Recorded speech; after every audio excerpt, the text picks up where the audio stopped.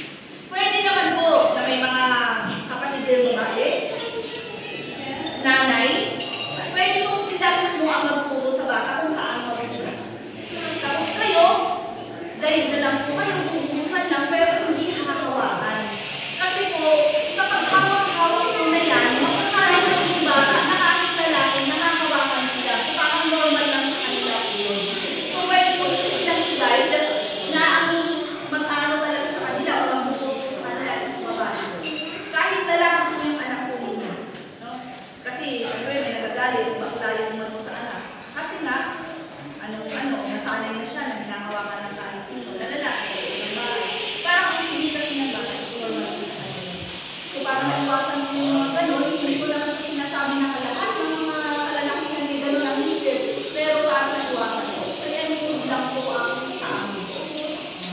So, okay na po tayo. May tanong ba kayo doon? Sa pagbibigay, sa pagbubuhat ng mga anak. Okay na po tayo doon? Sa mga lola, nagpabili yung anak ko kayo ng ako mo ng laruan. Kahit ang dami-dami laruan sa bahay ang ginagawa ko ninyo. Binibilhan kasi magkano lang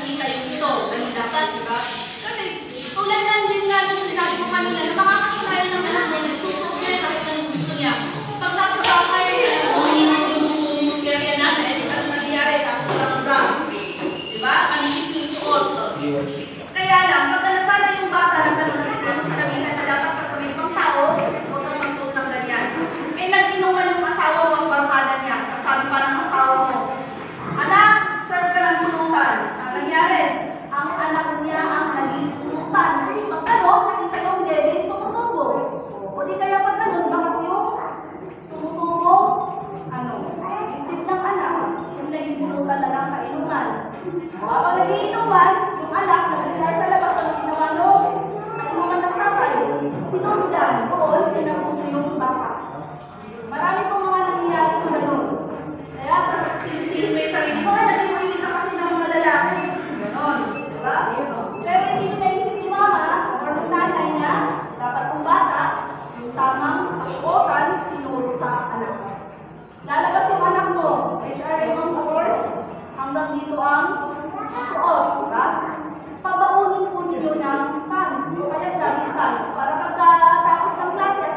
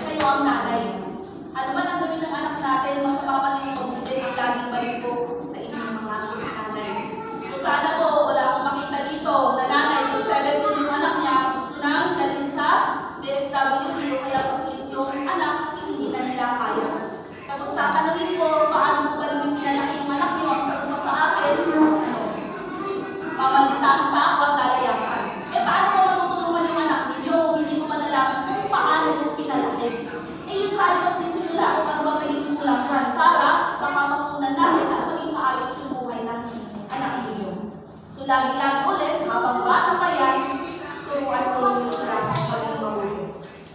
So, yun lang po. Hindi ko na kasi mapakabaan kasi yung namin mga bukas kami. Kayo ang pinakahuli, pero naswertehan ninyo kasi nakaabot or kayo yung nakaabutan kunting bigay lang po sa mga anak ko ninyo. So, yun lamang po sa kunting oras na binahagi ninyo sa amin. Sana po rin naibahagi kami sa inyo na pwede ninyo ibahagi sa mga kapitbahay, kaibigan po ninyo at sa mga asawa po ninyo. So, yun lamang po. Maraming salamat at magandang hapon po sa akin lahat. Ang mga bata na lang po, hindi na lang po sa loob ito. Ulitin na yun para natin na lang na lang.